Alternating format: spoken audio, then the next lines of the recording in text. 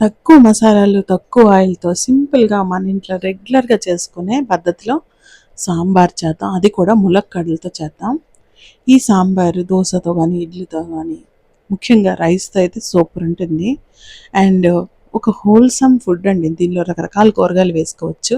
But ఈరోజు నేను చేస్తున్న రెసిపీ మాత్రం ములక్కాడలతో చేశానండి. దీన్ని పొటాటో ఫ్రై గానీ, ఆమ్లెట్‌తో గానీ, లేదా అప్పడంతో గానీ తింటే సూపర్ అంటే సూపర్ ఉంటుందండి. So welcome to my channel. This is Jhansi. So ఈరోజు మనం చేయబడుతున్న రెసిపీ ములక్కాడ సాంబార్. దీనికి కావాల్సిన ఇంగ్రీడియంట్స్ 3 మీడియం సైజు లేదా చిన్న సైజు టమాటోస్, అలాగే 2 హ్యాండ్స్ ఫుల్ ఆఫ్ ములక్కాడలు అయితే సరిపోతుందండి.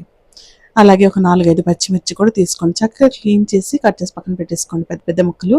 ఉల్లిపాయలు ఒక 2 తీసుకోండి. చిన్న సాంబార్ ఉల్లిపాయలు ఉంటే అవి ఒక 6 వేసుకోవచ్చు. అలాగే 25 గ్రామ్స్ ఆఫ్ చింతపండు నానబెట్టి జ్యూస్ తీసి పక్కన పెట్టుకోండి. ఇప్పుడు నేను ప్యాన్లో ఒక 2-3 స్పూన్స్ ఆఫ్ ఆయిల్ యాడ్ చేయొచ్చు. కొంచెం తక్కువ వేసుకోండి. నేను ఇక్కడ 2 స్పూన్స్ వరకు ఆయిల్ యాడ్ చేశాను. అలాగే ఒక 1/2 స్పూన్ మెంతులు, ఒక 1/2 స్పూన్ ఆవాలు, 1/2 స్పూన్ జీలకర్ర వేసుకున్నాను. ఇప్పుడు మనం డైరెక్ట్గా కట్ చేసి పక్కన పెట్టుకున్న కూరగాయ ముక్కలన్నీ వేసుకోవడమే. ఇక్కడ మనం ముఖ్యంగా చేస్తుంది ములక్కాడతో కాబట్టి ములక్కాడలు ఎక్కువ వేస్తున్నాను. టమాటోస్, ఉల్లిపాయలు, పచ్చిమిర్చి అన్నీ వేసుకోండి మొత్తం అంతా. అయితే ఈ ములక్కాడలు కొంచెం నాటు ములక్కాడలు అండి ఇవి. కొంచెం ఉడకడానికి టైం పడుతుంది. సో అందుకే ఎక్కువ ఫ్రై చేసుకోవాలి. అండ్ దీంతో పాటే 1/2 స్పూన్ వరకు అల్లం వెల్లుల్లి పేస్ట్ కూడా వేసుకోండి. మొత్తం అంతా ఫ్రై చేసుకోండి. చక్కగా ఫ్రై చేసుకోవాలి. బికాజ్ ఈ కూరగాయలన్నీ పార్షియల్లీ ఉడికిపోవాలి. పులుసు వేసాక ములక్కాడలు ఉడకవు కాబట్టి ముందుగానే మ్యాక్సిమం ఒక 50-60% వరకు ములక్కాడలు బాగా ఫ్రై అయిన తర్వాత మాత్రమే మనం మిగతా ఇంగ్రీడియంట్స్ యాడ్ చేయాలి. ఇప్పుడే ఉప్పు కూడా వేసుకుందాం. ఉప్పు ఒక 1 spoon or 1.5 spoon rock salt వేసుకున్నాను. ఇక్కడ మీరు అడ్జస్ట్ చేసుకోవాలి. అలాగే ఒక 1/2 స్పూన్ వరకు పసుపు వేసుకున్నాను. కారం కూడా 1 స్పూన్ యాడ్ చేద్దాం. సో ఇక్కడ పోపు ఇంక ఇదే, మళ్ళీ తర్వాత పోపు పెట్టడం ఏమి ఉండదండి. ఒక 1/2 స్పూన్ వరకు ధనియా పొడి ఇష్టం ఉంటే వేయండి, లేదంటే స్కిప్ చేయొచ్చు. ఎలాగో మనం సాంబార్ పొడి వేస్తాం కదా. సో ఇప్పుడు అంతా కలిపేసుకోండి. దీనివల్ల సాంబార్కి మంచి కలర్ వస్తుంది. అలాగే ముక్కలన్నిటికీ ఉప్పు అన్నీ బట్టి, ఉప్పు కారం అంతా కూడా బట్టి చాలా టేస్టీగా తయారవుతుంది. చూసారా, కొంచెం వేగాలి. మూత పెట్టుకుని 5 మినిట్స్ లో ఫ్లేమ్లో పెట్టేసుకోండి. అలాగే ఒక 100 గ్రామ్స్ ఆఫ్ కందిపప్పుని ఇలా ఉడకపెట్టి పక్కన పెట్టుకున్నాను. తర్వాత చిన్న కొబ్బరి ముక్కని ఇలా గ్రేట్ చేసుకున్నాను. తర్వాత చింతపండు జ్యూసు. ఇవి మనకు కావాల్సిన ఇంగ్రీడియంట్స్.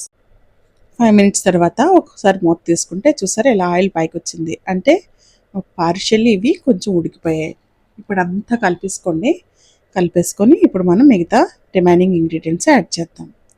సో సాంబార్ అంటే హోల్సమ్ ఫుడ్ అండి ఇది. మొత్తం అన్నీ ఉంటాయి. దీనిలో ప్రోటీన్ ఉంటుంది, ఫైబర్ ఉంటుంది, కూరగాయలు అన్నీ ఉంటాయి కాబట్టి మనం ఏ కూరగాయలతో చేసుకున్నా చాలా బాగుంటుంది. సో ఇప్పుడు పప్పుని యాడ్ చేస్తున్నాను. ఇక్కడ హాఫ్ పప్పుని మాత్రం యాడ్ చేస్తున్నాను. 200 గ్రామ్స్ ఆఫ్ పప్పుని ఉడకపెట్టాను. 100 గ్రామ్స్ ఇప్పుడు యూజ్ చేస్తున్నాను. 100 గ్రామ్స్ రేపు రసం ఏదైనా చేసుకుంటా. సో అది పక్కన పెట్టేసుకోవచ్చు. అలా ఉడకపెట్టి పక్కన పెట్టుకుంటే మంచిదండి. ఈ పప్పు వేసుకున్నాక మొత్తం అంతా కలిపి ఒక ఉడుకు రానివ్వాలి. తర్వాత చింతపండు జ్యూస్ యాడ్ చేయండి. ముందుగానే మీరు చింతపండు జ్యూస్ని యాడ్ చేస్తే ముక్కలకి పులుపు పట్టేస్తాయండి. ములక్కాడలు టేస్ట్ అంతా బాగుండవు. సో ఒకసారి అలా కొంచెం ఉడికిందనగానే మనం చింతపండు జ్యూస్ని యాడ్ చేద్దాం. ఈ పులుసు అంతా ఒకసారి కలుపుకోవాలండి. అయితే ఈ పులుసులు ఏవైనా రసం అయితే కొంచెం సేపే మరగాలండి. సాంబార్ మాత్రం ఎంత మరిగితే అంత రుచి అనమాట. అలా అని చెప్పి ఎక్కువసేపు అవసరం లేదండి. ఒక 20 మినిట్స్ వరకు లో ఫ్లేమ్లో ఉంచి మరిగిస్తే ఇంకా అద్భుతమేనండి. సో ఇప్పుడు ఆల్రెడీ 10 మినిట్స్ అయిపోయింది కాబట్టి ఇంకో 10 మినిట్స్ వరకు దీన్ని మూత పెట్టుకొని ఉడికిద్దాం. ఎందుకంటే ములక్కాడలు బాగా మెత్తగా అయిపోవాలి. సో ఇప్పుడు కొంచెం ఉప్పు సరిపోలేదు అనిపించింది కాబట్టి ఉప్పు వేసుకుంటున్నాను. సో ఇంకా మీరు రుచి బట్టి యాడ్ చేసుకోండి. ఇలా బాగా ఉడుకుతుంది అన్నప్పుడు ఒక్కసారి రుచి చూసుకుంటే తెలిసిపోతుంది. దీంతోపాటు ఇడ్లీ దోశ కూడా చాలా బాగుంటుందండి. అయితే ఈ సాంబార్కి ఆ పేరు ఎలా వచ్చిందో మరి తెలీదు. తమిళ్లో దీనికి వేరే పేరు ఉందండి. సాంబార్ అని పేరు మనకి శివాజీ చక్రవర్తి కొడుకు సాహోజీ శంభూజీ మహారాజ్ ఉన్నారు కదా, ఆయన పేరు మీద వచ్చిందంట. ఆయన ఒకసారి సౌత్ ఇండియా వచ్చేటప్పుడు ఈ సాంబార్ తిన్నాక చాలా చాలా హ్యాపీగా ఫీల్ అయ్యి ఇంకా అదే అతని ఫేవరెట్ డిష్ అయిపోయిందంట. అందుకే దీన్ని సాంబార్ అని పేరు వచ్చిందని అంటారు. మరి ఎంతవరకు నిజమో నాకు తెలీదు. సో బాగా ఉడికిపోయింది, ఇంకా ఫ్లేమ్ ఆఫ్ చేసేస్తాం అన్నప్పుడు ఒక 1/2 స్పూన్ వరకు సాంబార్ పొడి యాడ్ చేయండి. అలాగే కొబ్బరి కూడా యాడ్ చేసుకున్నాను. ఇప్పుడు అంతా ఒకసారి కలుపుకొని ఒకసారి ముక్క ఉడికిందో లేదో చూసుకుందాం. ఈ సాంబార్తో బెస్ట్ కాంబినేషన్ మీకు ఏంటి అనిపిస్తుందండి? అప్పడాలు కానీ, ఆమ్లెట్ కానీ, ఆలూ ఫ్రై కానీ చాలా బాగుంటుంది. మరి మీకు ఏది ఇష్టమో కామెంట్ చేయండి. సో చూసారా ఇలా చక్కగా ఉడికిపోయింది. ఇంకా ఆయిల్ చూసారా చుట్టూ అలా తేలుతూ ఉందంటే ఇట్స్ ఆల్మోస్ట్ డన్ అని అర్థం. ఇప్పుడు కరివేపాకు వేసుకోండి. మీ దగ్గర కొత్తిమీర ఉంటే కొత్తిమీర కూడా యాడ్ చేయొచ్చు.